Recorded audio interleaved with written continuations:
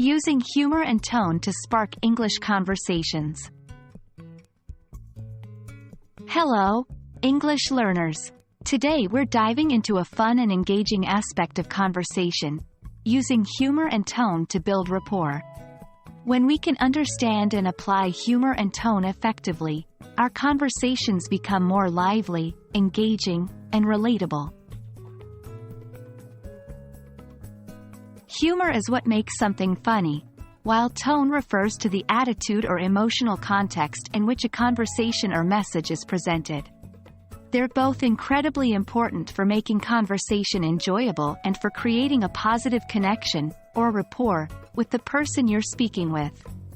Recognizing humor and tone isn't always easy, especially when you're learning a new language. It requires understanding of cultural references, idiomatic expressions, and even the speaker's body language. But don't worry, with practice, you'll get better. Applying humor in conversations doesn't necessarily mean telling a joke. It could be as simple as making light-hearted comments, or playfully exaggerating situations. Remember, the purpose is to create a positive vibe and make the conversation more enjoyable. Changing your tone can dramatically alter the meaning of a sentence. A friendly, enthusiastic tone can make the conversation pleasant and show your interest and engagement.